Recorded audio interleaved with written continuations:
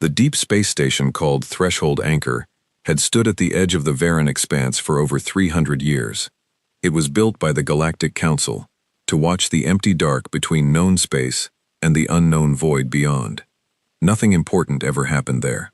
The station's sensors watched drifting rocks, dead comets, and the slow dance of stars. Most of the officers stationed there thought of the posting as a punishment, a quiet grave for careers that had gone nowhere. That changed on the day the alarms would not stop screaming. Officer Telemaru of the Doroth species was the first to see it. He was young, still growing into the second set of eyes that his kind developed at maturity, and he had been half asleep at his console when the deep-range sensor array lit up in a color he had never seen before. Not red for danger, not amber for caution. It was a deep violet, a color reserved for readings the system itself did not understand.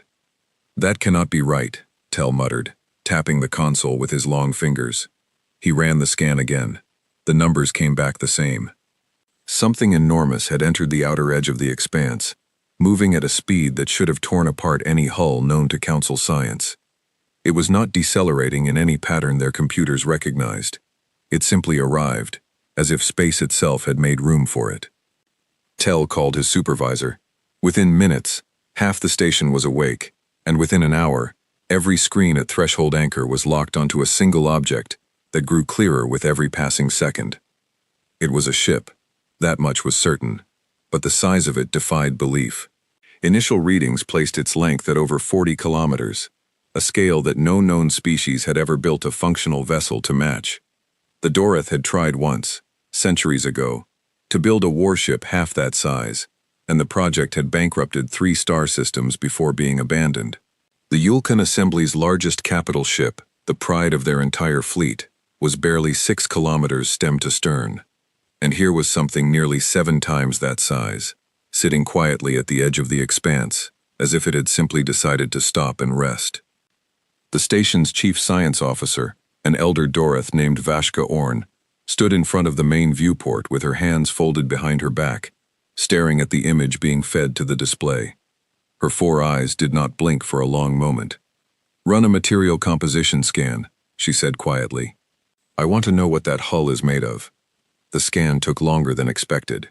When the results came back, the technician running it made a small sound in his throat, somewhere between a laugh and a gasp. "Ma'am, the outer plating does not match anything in our database. It is absorbing almost all of our scanning frequencies. We are only getting partial readings. What we do have suggests a layered composite, something with properties similar to neutron-dense alloys, but lighter. It should not be possible to move something that dense at the speeds we recorded." "And yet it moved," Vashka said. She turned to the communications officer. "Any signals, any transmissions from the vessel?" "Nothing yet. It is silent. No hailing frequency, no active broadcast, nothing on any known channel." Vashka felt something she had not felt in decades of quiet service. Fear. Not the mild unease of budget reviews or political disputes within the council chambers. Real fear. The kind that made her 4 hearts beat faster in her chest. She had spent her whole career studying threats that never came. Now one had arrived, and it was silent, patient, and larger than anything her species had ever imagined building. "Send the report to Council Command," she said. "Full priority. Mark it as a first contact event. Titan-class threat designation." The words felt strange leaving her mouth. Titan-class was a theoretical category, something written into old defense manuals decades ago by cautious analysts who wanted a name ready in case something like this ever happened. No one had ever expected to actually use it. Word of the sighting spread through council space faster than any official channel could contain it. Within 2 days, every major species with a seat on the Galactic Council had received the raw sensor data. Within 3 days, an emergency session was called, the first of its kind in over a century. The council chamber itself was a massive circular hall, built on the neutral world of Ashendel, a planet chosen centuries ago because it belonged to no single species. Delegates from over 40 different worlds filled the tiered seats, their translators humming quietly as they waited for the session to begin. There was a nervous energy in the room, the kind that came from uncertainty rather than any known danger.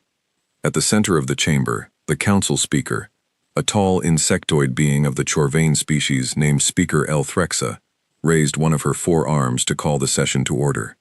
The murmuring died down slowly. "We are gathered today," Elthrexa began, her voice carried by translator implants to every species in the room, because of an event that none of us anticipated. 3 days ago at Threshold Anchor Station, our sensors detected the arrival of a vessel of unprecedented size and unknown origin. I will now present the findings of our science division. A hologram bloomed in the center of the chamber, showing the massive silhouette of the ship against the backdrop of stars. Gasps rippled through the crowd. Even delegates who had already seen the reports found themselves stunned by the sight of the thing rendered in full scale, dwarfing the small icons used to represent Council warships nearby for comparison. "This vessel," Elthrexa continued, "measures approximately 41 kilometers in length. Its hull composition remains only partially understood, but preliminary analysis suggests defensive capabilities far beyond anything currently deployed by any Council member species. It has made no aggressive movements. It has sent no communication. It simply arrived, and it has not moved since." A delegate from the Yulkan Assembly stood, his four-legged frame rising to its full height. His translator carried a tone of barely controlled panic. "Speaker, with respect, this is exactly the kind of threat our defense treaties were built to address. We must mobilize the combined fleet immediately. If this ship represents a first strike capability from an unknown power, waiting will only cost us more lives." Murmurs of agreement rose from several sections of the chamber, but not everyone agreed. An elderly delegate from the peaceful Severan Concord, a species known across the galaxy for their long-standing policy of nonviolence, rose next. "And if we attack a vessel that has done nothing but arrive quietly at our border, what message does that send? We would be starting a war with a power capable of building something like this. Has anyone considered what such a power could do to us in retaliation, if it wished to?" The chamber erupted into overlapping arguments. Some delegates wanted immediate military action. Others urged patience and diplomacy. A few simply sat in stunned silence, unable to process the scale of what they were looking at. Speaker Elthrexa raised her arms again, calling for order. When the noise finally settled, she spoke carefully. "Before this council decides on any course of action, I believe there is something all of you need to know. This is not, in fact, the first time our science division has recorded a vessel bearing similar hull signatures." The room went completely silent. "Explain," said the Yulkan delegate. Elthrexa gestured, and the hologram shifted. It now showed old, grainy sensor data, decades old by the timestamp in the corner. A much smaller vessel appeared in the image, sleek and comparatively modest in size, perhaps the size of a standard council cruiser. 63 years ago, Elthrexa said, a scout vessel from a species then unknown to us drifted into the outer edge of the Perrin sector. It was disabled, its crew nearly dead, from what our records describe as an extended and difficult journey through hostile, uncharted space. Our patrol recovered the survivors. They called themselves human. A ripple of recognition passed through some of the older delegates. A few of them clearly remembered the incident, though it had been treated as a minor footnote in galactic history at the time. "The humans were assessed by our diplomatic corps as a young, struggling species," Elthrexa continued, "technologically behind most council members. Fractured by their own internal conflicts, they were granted observer status, a low-priority classification, and largely ignored by this body ever since. Their homeworld was placed under a standard non-interference boundary, as is custom with developing species." "What does this have to do with the vessel at Threshold Anchor?" the Severan elder asked. Elthrexa let the question hang in the air for a moment before answering. "Our science division ran a comparative analysis between the hull composition data recovered from that scout vessel 63 years ago and the partial readings we have obtained from the Titan-class vessel now sitting at our border. The molecular signatures share a match rate of 94%. The chamber fell into stunned, disbelieving silence. "You are telling us," the Yulkan delegate said slowly, "that this thing was built by the same species we dismissed as primitive 63 years ago?" "That is what the data suggests, yes." For a long moment, no one in the chamber spoke. Every delegate was doing the same mental calculation, and none of them liked the answer they were arriving at. A species considered weak and unimportant just over half a century ago had, in that time, developed the capability to build something 41 kilometers long, with defensive properties that outclassed anything the combined council fleets could field. How, the Severan elder finally asked, her voice quiet, does a species go from what you have described to that in 63 years? No one had an answer. At threshold anchor, the tension had not eased. The massive vessel remained motionless, its silence more unsettling with every passing hour. Vashka Orn had barely slept in 3 days, running scan after scan, trying to glean any scrap of useful information from a ship that refused to reveal itself. It was during the 4th day, while she stood monitoring the sensor feeds with red-rimmed eyes, that the silence finally broke.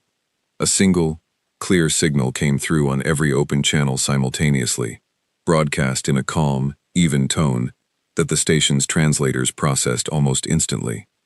This is Captain Elena Voss of the Titan-class vessel Endurance, representing the United Earth Defense Fleet. We are aware of your station's presence and have been monitoring your communications since our arrival. We mean you no harm. We request a formal audience with your governing body at your earliest convenience. We will wait as long as necessary. The message repeated twice more, then went silent again. Vashka stood frozen for a long moment, staring at the console. Then she reached for the comm unit with a trembling hand.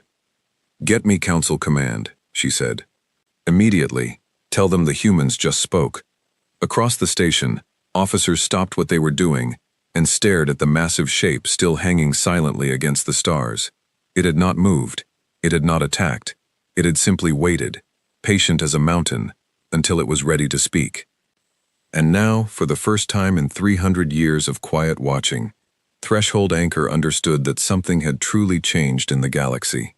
A species once dismissed as small and struggling had grown into something far larger, far stronger, and far more careful than anyone had expected. The Council had panicked.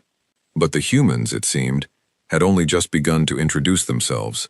News of the human broadcast reached the Council chamber within hours. Speaker Threxa called for an immediate return to session, and this time, no delegate was absent. Even representatives who normally sent aides in their place arrived in person. The chamber buzzed with a nervous, electric energy that none of the older delegates could remember feeling in decades. Threxa stood at the center podium, waiting for the noise to settle before she spoke. 4 hours ago, the vessel known as Endurance transmitted a formal request for audience with this council. The message was broadcast openly, on every channel, in a form our translators processed without difficulty. This tells us the humans either possess translation technology compatible with our own, or they have studied us closely enough to build one specifically for this purpose. Either option is troubling, muttered the Yulkan delegate, arms crossed over his broad chest. The request itself was simple, Threxa continued. They wish to speak with us. They claim no hostile intent. The question before this body is whether we grant that audience, and under what conditions.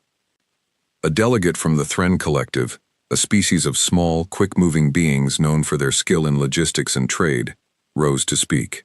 His voice carried the careful, measured tone of someone used to negotiating deals.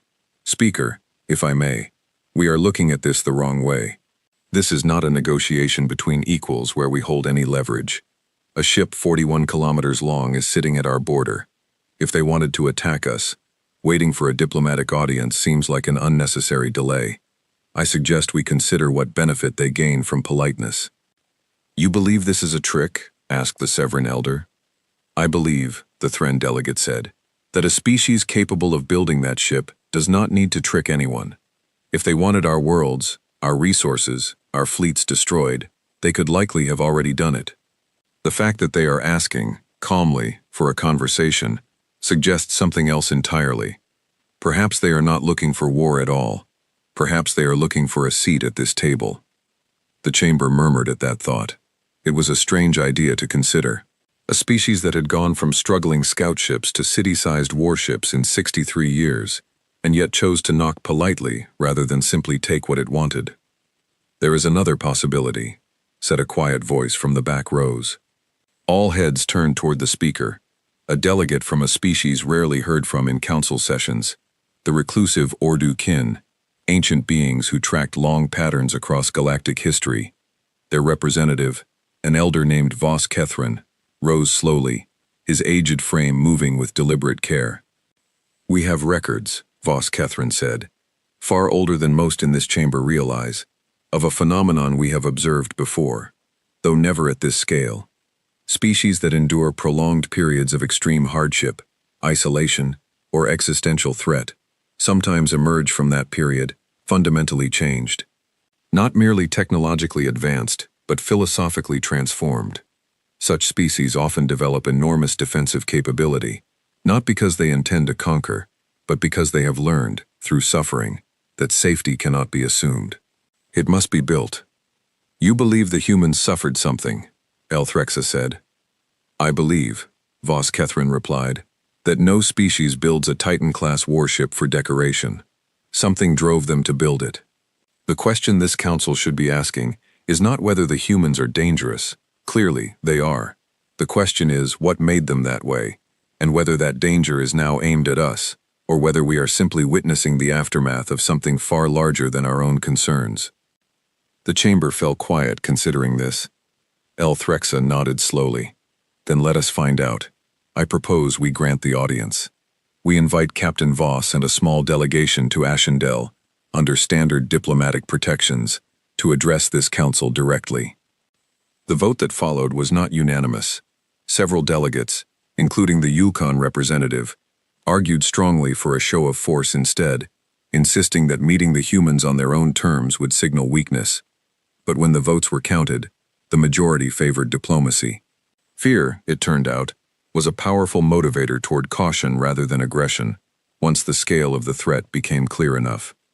The response from Endurance came within minutes of the council's offer being transmitted back to Threshold Anchor. "Audience accepted," the message read. "Captain Voss will arrive at Ashendel within 48 hours aboard a shuttlecraft. We request only that our vessel remain in its current position during this time, and that no attempt be made to approach or scan it further, for the safety of your personnel." The warning at the end unsettled everyone who read it. It was not a threat, not exactly, but it carried a weight that suggested the humans knew exactly what kind of scans had already been attempted, and wanted them to stop.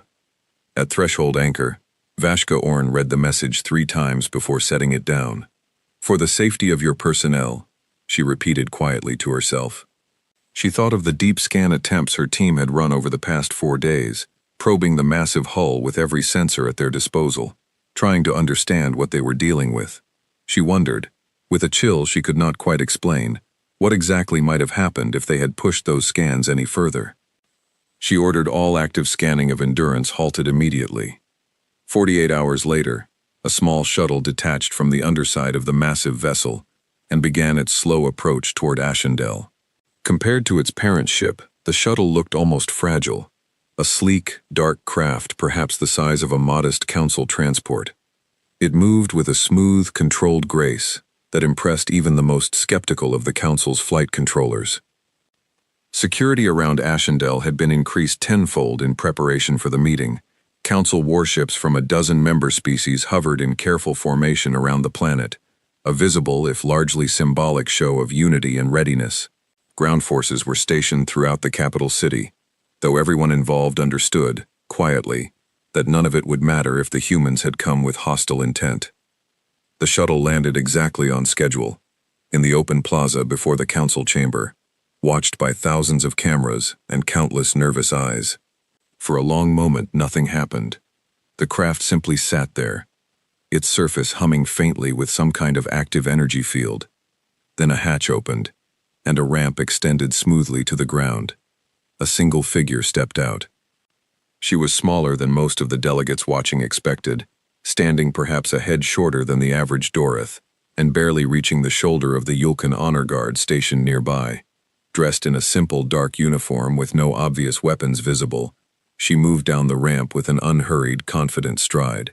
Her hair was dark, pulled back neatly, and her expression was calm, almost gentle, as she took in the assembled crowd and the ring of watching warships above. 2 more humans followed behind her, similarly dressed, similarly calm. though they carried themselves with the alert stillness of soldiers rather than diplomats. The lead figure stopped a short distance from the ramp and looked around at the gathered crowd, the hovering security drones, the distant warships, and the anxious faces of the welcoming delegation sent to receive her. "I am Captain Elena Voss," she said, her voice steady and clear, carried easily by the translator implant she wore. "Thank you for agreeing to this meeting. I understand our arrival has caused considerable concern, and for that, I apologize. That was never our intention." The Council's welcoming delegation, led by a nervous junior diplomat from the Chorvain species, exchanged uncertain glances before the diplomat finally stepped forward. "Captain Voss," he said, his voice trembling slightly, despite his best efforts to sound composed. "Welcome to Ashendel. The Council awaits you." Elena nodded once, a small, human gesture that meant nothing to most of the beings watching, though something about its simplicity put a few of them slightly more at ease. "Then let's not keep them waiting," she said, and began walking toward the chamber, flanked by her two silent companions. Behind her, high above the planet, the massive shape of Endurance remained a silent, watching presence at the edge of the system, 41 kilometers of quiet, patient power, waiting to see how its captain would be received. Inside the chamber, the tension was almost unbearable. Every seat was filled. Every delegate watched the main entrance with a mixture of fear, curiosity, and barely restrained anxiety. When the doors finally opened and Elena Voss walked in, escorted by the nervous Chorvain diplomat, a hush fell over the entire hall. She looked, to most of the assembled council, remarkably unremarkable. No visible weapons, no imposing armor, no entourage of guards beyond the two quiet figures who took up positions just behind her as she approached the central podium. She could have passed, in appearance alone, for almost any minor delegate from any minor world. And yet every single being in that chamber knew, with absolute certainty, that this small, calm woman represented a power that dwarfed anything the combined council fleets could bring to bear. Speaker Elthrexa rose to greet her, her four arms folded in the traditional gesture of formal welcome. "Captain Voss, on behalf of the Galactic Council, I welcome you to Ashendel. We are eager to understand the nature of your visit." Elena inclined her head politely. "Thank you, Speaker Elthrexa. I appreciate the welcome, and I understand the concern my ship's arrival has caused. I would like to address that concern directly, if the Council will allow me to speak." Elthrexa gestured toward the podium. "Please, this Council is listening."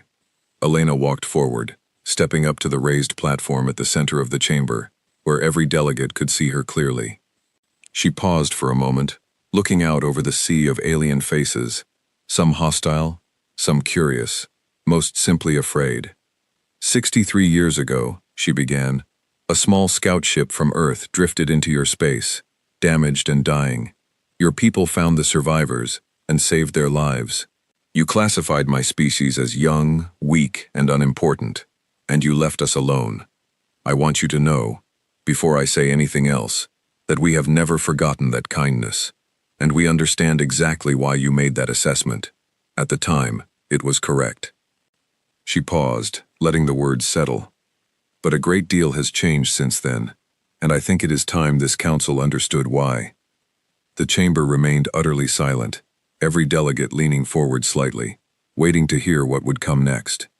Outside, in the quiet dark beyond the planet, Endurance continued its silent watch, a monument to whatever it was that had transformed a struggling, dying species into something the entire galaxy now feared. Elena Voss stood at the podium, feeling the weight of hundreds of alien eyes on her. She had rehearsed this moment for weeks aboard Endurance, but standing here now, in front of the entire Galactic Council, the words still felt heavy in her mouth. "When your patrol found our scout ship 63 years ago," she said, "Earth was in trouble, not from any outside threat. From ourselves. We had spent most of our history fighting each other, over land, over resources, over things that seemed small now but felt enormous at the time. We had only just begun to explore beyond our own solar system, and we were doing it while still recovering from wars that had nearly destroyed us." She let that sink in before continuing. "Then, about 50 years ago, something changed. We detected a signal, far out beyond the edge of our system, moving toward us. It was not one of your ships. It was not anything we recognized. Our best scientists studied it for months and could not identify its origin. All we knew was that it was massive, it was fast, and it was coming. A murmur ran through the chamber. Speaker El Threxa raised a hand slightly, and the noise quieted. We called it the approach, Elena continued. For 11 years we watched it get closer, unable to stop it, unable to even understand what it was. Our governments, which had spent decades fighting each other, were forced to work together for the first time in our history. Not because we wanted to, because we had no choice. If we did not unite, we would not survive whatever was coming. And what was it? The Severan elder asked quietly, unable to stop herself. Elena's expression grew distant for a moment. We still do not fully know. When it finally arrived at the edge of our system, it did not communicate. It did not slow down. It simply began consuming everything in its path. Asteroids, moons. Eventually, it turned toward our outer colonies. We lost an entire settlement on one of our moon bases before we understood what we were truly facing. It was not a ship in the way you or I would understand a ship. It was something else, something that treated matter itself as fuel. The chamber was dead silent now. Every delegate listened intently, the earlier fear and hostility replaced by something closer to horror and fascination. We fought it for 6 years, Elena said. Every weapon we had, every strategy. Nothing worked, not at first. We lost millions of lives. Entire cities were evacuated. Entire fleets were destroyed, trying to slow it down, long enough for our scientists to find a weakness. And eventually, we did. It was not glory that saved us. It was desperation and stubbornness, and the fact that humans, it turns out, do not know how to give up, even when giving up would be the sensible thing to do. A faint, humorless smile crossed her face. We built the first Titan-class vessel not as a weapon of conquest, but as a last defense. A ship large enough, strong enough, that nothing like the approach could ever threaten us again without a serious fight. Endurance is the 9th ship of that class. We built her, and her sisters, because we learned the hard way that safety is not something you are given. It is something you build, with your own hands, out of necessity. Vos Kethran, the elder Ordu Kin delegate, rose slowly from his seat. You said you defeated this approach. How? Elena's expression grew more careful. That is a harder question to answer simply. We learned that it responded to certain frequencies, certain kinds of directed energy, in ways that disrupted whatever process it used to consume matter. It took years of trial and enormous loss of life to discover that weakness and build weapons capable of exploiting it. In the end, we did not destroy it entirely. We drove it away, badly damaged, back into deep space. We do not know if it will return. That uncertainty is part of why we build the way we do now. The chamber absorbed this information in silence. The scale of what she was describing, an enemy capable of consuming moons, a war that had cost millions of lives and forced an entire species to unite or perish, was almost impossible for most of the delegates to fully grasp. And yet, looking at the calm, steady woman standing before them, none of them doubted a word of it. Why? The Yolkan delegate finally asked, his earlier hostility replaced by something more cautious. Did you not tell us any of this before now? Why arrive suddenly, with a ship of this size, without warning? Elena turned to face him directly. We debated that question for a long time aboard Endurance. The truth is, we were not ready to reach out again until now. After the approach, Earth spent decades rebuilding and preparing, in case it ever came back, or in case something like it existed elsewhere. We did not want to return to your council as the same frightened, fractured species you met 63 years ago. We wanted to return as something capable of standing on its own, so that any future relationship between us would be built on mutual respect, not pity. And the size of your ship, El Threxa said carefully. Was that truly necessary for a diplomatic visit? Elena considered the question for a moment before answering honestly. Endurance is not a diplomatic vessel, Speaker. She is a defense ship, built for a war we hope never comes again. I chose to arrive aboard her, rather than a smaller craft, because I wanted this council to understand exactly what kind of threat drove us to build her. I did not want to explain the approach in words alone. I wanted you to see, with your own sensors, the scale of what it takes to survive something like that. I believed that seeing it would make the danger real to you in a way that words could not. A long silence followed. Many delegates exchanged uneasy glances, clearly turning this new understanding over in their minds. The fear in the room had not entirely vanished, but it had changed shape, becoming something closer to a wary, sober respect. There is another reason, Elena added quietly. We came to warn you. The chamber tensed again immediately. Warn us of what? Elthrexa asked. The approach came from somewhere, Elena said. We never determined its exact origin, but our scientists traced its trajectory backward as best they could, using the debris trail it left behind. Based on that data, it likely originated from somewhere within, or passing through, this region of the galaxy, long before it reached our system. We do not know if there are more of them. We do not know if it has already passed through your territory at some point in the distant past, or if it might return here in the future.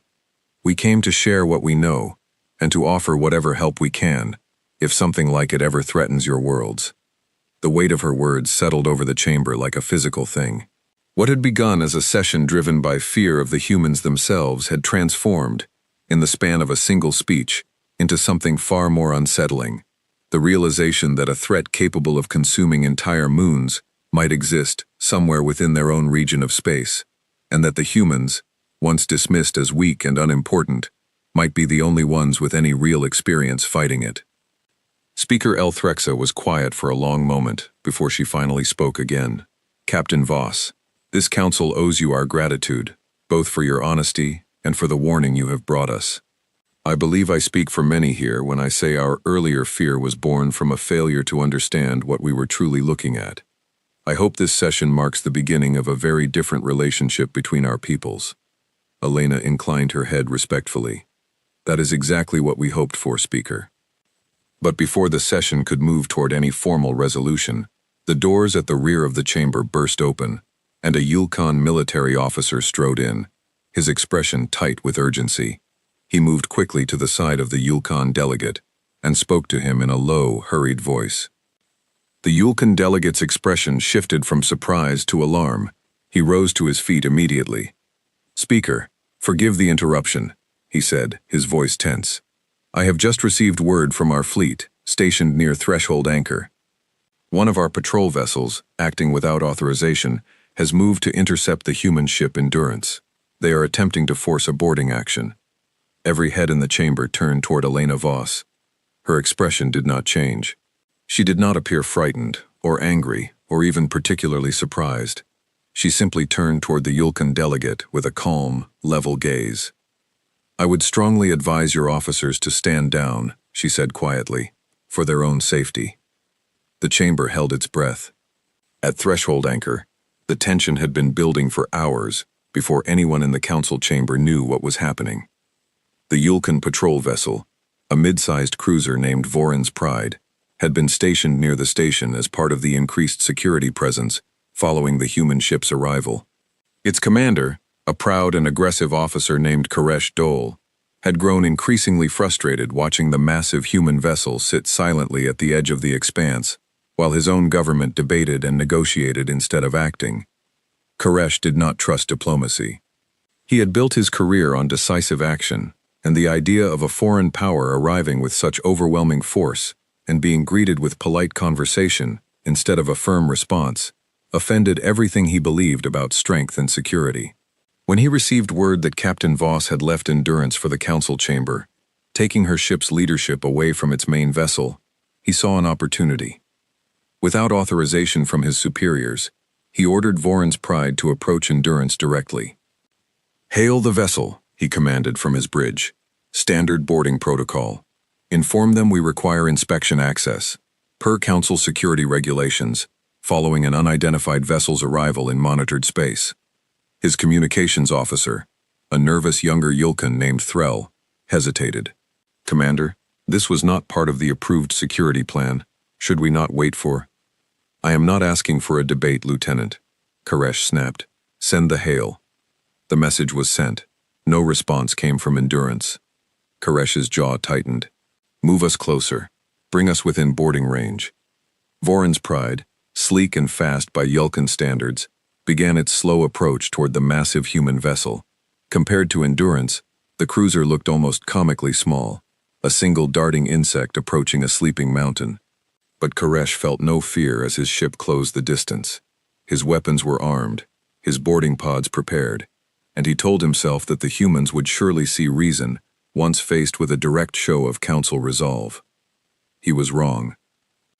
As Voron's Pride crossed an invisible threshold roughly 10 kilometers from Endurance's hull, every system on the Yulkan cruiser went dark simultaneously. Lights flickered and died. Weapons systems powered down. Even the ship's engines cut out entirely, leaving Voron's Pride drifting helplessly in the black, its crew thrown into sudden, terrifying silence. "What is happening?" Koresh shouted, gripping the arms of his command chair as emergency lighting flickered weakly to life, powered by some backup system that had apparently been allowed to remain functional. "Commander," Threll said, his voice shaking, "all primary systems are offline. Weapons, engines, shields, all dead. I do not understand how. There was no impact, no detected weapons fire. It is as if something simply turned us off." A new voice came through the ship's comm system, calm and even, cutting through the panic on the bridge. "This is Endurance Actual, speaking on behalf of Captain Voss's authorized standing orders. Your vessel entered a restricted proximity zone with weapons armed and boarding equipment active, following an unauthorized approach. Your systems have been temporarily suspended as a precaution. No harm has come to your crew. Please remain calm." Koresh stared at the comm speaker, humiliation and fear warring across his features. "Restore our systems immediately. This is an act of aggression against a council vessel. Your vessel approached with hostile intent and attempted an unauthorized boarding action against a foreign diplomatic escort," the voice replied, still calm, still even. "Your systems will be restored once your vessel has withdrawn to a safe distance and stood down its weapons." "This is not a negotiation, Commander Dole. It is a courtesy." The use of his name, spoken with such calm certainty, sent a chill through Koresh that he would remember for the rest of his life. They had known exactly who he was before he had ever announced himself. Back in the council chamber, the news of the confrontation spread quickly, whispered from delegate to delegate as officials scrambled to gather more information.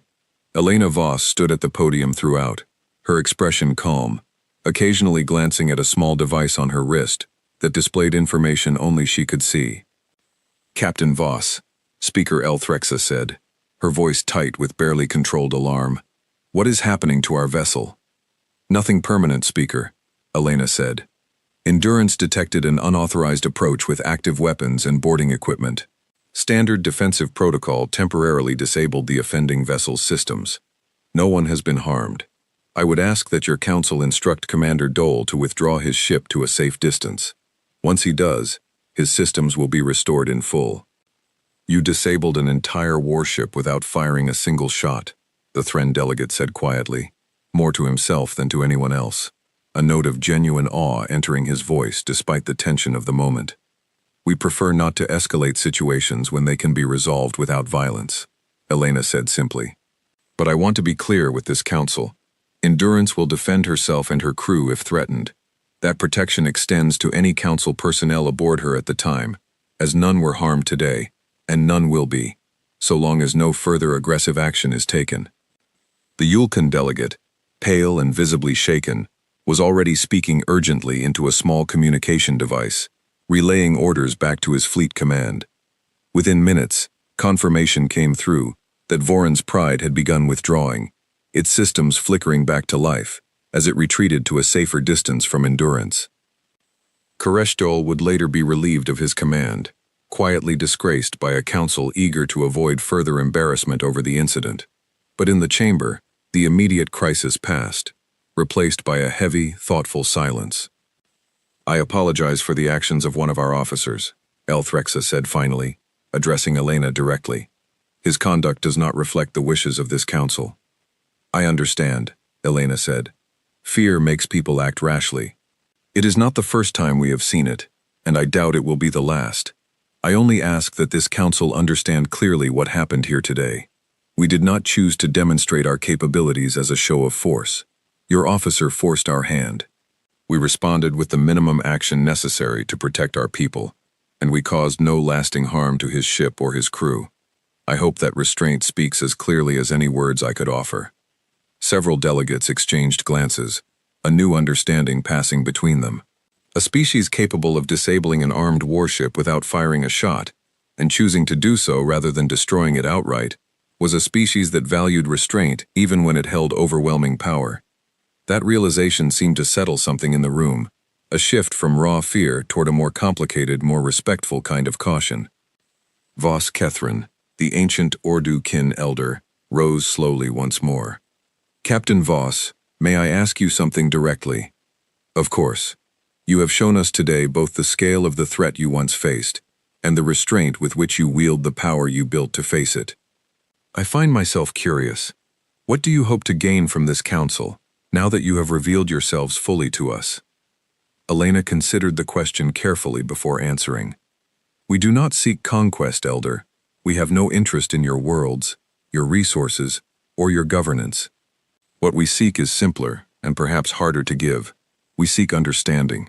A place at this table, not out of fear, but out of mutual respect. We would like to share what we learned fighting the approach, in case it, or something like it, ever threatens your worlds. And in return, we would ask only that Earth and its people no longer be viewed as a footnote, easily dismissed, easily overlooked. We have earned, I believe, the right to be taken seriously. The chamber was silent for a long moment, considering the weight of her words. I believe, Elthrexa said finally, that this council owes you far more than simple acknowledgement, Captain Vos. What you have shared with us today changes a great deal about how we must think, not only about your species, but about the dangers that may exist within our own region of space. I propose we adjourn this session and reconvene tomorrow to discuss a formal path forward, one that recognizes Earth not as an observer, but as a full and respected member of this council. A murmur of agreement spread through the chamber, though not without a few dissenting voices, still wary of moving too quickly. But the overwhelming mood had shifted, fear giving way slowly to something resembling cautious hope. Elena Vos allowed herself a small, genuine smile, the first true expression of relief she had shown throughout the entire session. Thank you, Speaker. I believe that would be a good place to begin. As the session drew to a close and delegates began filing out of the chamber, quiet conversations breaking out throughout the hall, Elena remained standing at the podium a moment longer, looking out at the alien faces that had greeted her with fear just hours before, and now looked back at her, with something far more complicated and far more hopeful. Far above, in the quiet dark beyond Ashendel's atmosphere, Endurance continued its silent watch, patient as ever, waiting to see what kind of future its arrival had truly set in motion. The following day, the council chamber filled once more, though the mood was very different from the tense, fearful gathering of the day before. Word of the incident with Voron's pride had spread through every level of council space overnight, along with word of Captain Voss's account of the approach and humanity's long, hard road to strength. By the time the session opened, most delegates had already formed strong opinions, and the debate that followed was passionate, but no longer driven by panic. Speaker Elthrexa opened the session with a simple statement. Yesterday, we learned that fear, however understandable, can blind us to the truth of what stands before us. Today, I hope we can move forward with clearer eyes. The discussion that followed lasted for nearly 6 hours. Some delegates, particularly the more cautious Severin Concord representatives, argued for a gradual approach, suggesting a period of observation before any formal alliance was considered. Others, chastened by the events at Threshold Anchor, argued strongly in favor of immediate and full recognition, eager to secure goodwill with a species that had just demonstrated both overwhelming power and remarkable restraint. The Yulkan delegate, still visibly embarrassed by Commander Dole's actions, surprised many in the chamber by becoming one of the strongest voices in favor of full membership. We nearly started a war through our own fear and pride, he admitted before the assembled council. The humans could have destroyed our vessel entirely. Instead, they showed restraint and warned us instead of punishing us. I would rather have such a people as allies than as enemies we created through our own foolishness. Elena Voss sat quietly through much of the debate, occasionally answering direct questions when called upon, but mostly listening as the council worked through its own complicated relationship with fear, pride, and the discomfort of being confronted with a species that had grown far beyond what anyone had expected. When the final vote was called, it passed by an overwhelming margin. Earth, once dismissed as a minor, struggling world of observer status, was formally granted full membership within the Galactic Council, along with a seat of honor in recognition of the warning brought forward regarding the approach. In the weeks that followed, the relationship between Earth and the wider galaxy began to take shape in ways that surprised almost everyone involved. Humanity did not seek to dominate council politics, nor did it push for expansion into new territories, as some of the more anxious delegates had quietly feared it might. Instead, Earth's representatives focused heavily on defense cooperation, sharing what limited data they had gathered about the approach, and working alongside council scientists to develop better detection systems capable of identifying similar threats before they could cause the kind of devastation Earth had once suffered. Endurance remained stationed near the Varan expanse for several months, no longer a source of fear, but increasingly a symbol of quiet reassurance for the species living nearby. Council vessels that once approached with caution now exchanged friendly, if still slightly awestruck, greetings with the massive ship's crew during routine patrols. Vashka Orn, still stationed aboard Threshold Anchor, found herself in an unusual position months later, invited aboard Endurance itself, as part of a joint research initiative between council scientists and their human counterparts. Walking through corridors large enough to house entire city blocks, she marveled at both the scale of human engineering and the surprisingly ordinary nature of the crew who worked within it. Humans who joked, complained about long shifts, and shared meals together much like any other species she had encountered. "It is strange," she remarked to a young human engineer assigned to guide her through the ship, "to think that a species capable of building something like this still worries about something as small as whether the food in your dining hall is any good." The engineer, a cheerful young man named Marcus, laughed. "I think that's kind of the point, honestly. We built all this because we didn't want to lose the small stuff. The meals, the arguments, the boring days where nothing exciting happens. The approach nearly took all of that away from us.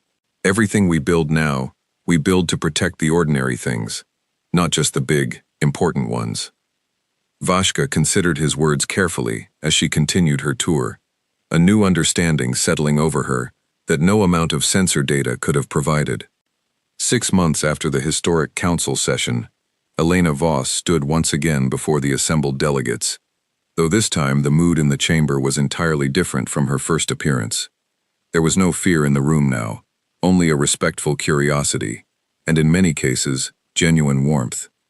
She had come to deliver an update on the Joint Defense Initiative, along with news that Earth scientists, working alongside several council species, had made progress in developing early detection systems that might one day provide crucial warning time if something like the approach ever threatened council space.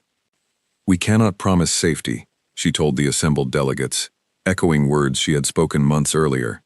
"We learned that lesson the hardest way possible, but we can promise that we will face whatever comes together, and that is a far better position than any of us were in before." As her speech concluded and the session moved toward other matters, Speaker Elthrexa approached her quietly during a brief recess. "Captain Voss," she said, "may I ask you something, off the record?" "Of course, Speaker. When you first arrived, aboard that enormous vessel, this entire council believed we were facing the greatest threat any of us had encountered in generations. Looking back now, do you believe that fear was justified?" Elena thought about the question for a long moment before answering honestly. "I think fear is rarely wrong about the scale of what it's looking at. Endurance is dangerous. She was built to be. But I think the mistake most people make is assuming that danger and threat are the same thing. A fire can either burn down your home or warm it through a long winter night. It depends entirely on how it is handled, and by whom." Elthrexa nodded slowly, considering the wisdom in her words. "And humanity, which will you be, for the rest of us?" The fire that burns or the fire that warms? Elena looked out through the great windows of the council chamber, toward the distant stars where, far beyond sight, Endurance continued her quiet watch alongside her sister ships, silent guardians standing ready should the darkness ever return. That, she said quietly, is a choice we intend to keep making, every single day, not just once, and not just for ourselves, but for everyone who chooses to stand beside us. Elthrexa smiled, an expression that felt, for the first time since this entire remarkable event had begun, entirely free of fear.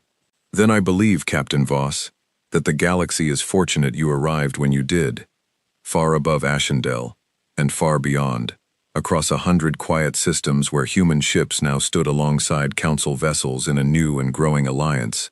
The age of humanity's isolation had truly come to an end. What had begun in panic, with a single silent Titan-class ship arriving unannounced at the edge of known space, had become something far greater. The beginning of a galaxy learning, together, how to face whatever darkness might still be waiting among the stars. And somewhere out in that darkness, patient and unseen, the approach still drifted, wounded but not destroyed, a reminder that the peace humanity had fought so hard to build was never truly guaranteed. But for the first time in a very long while, humanity did not stand alone in preparing for whatever might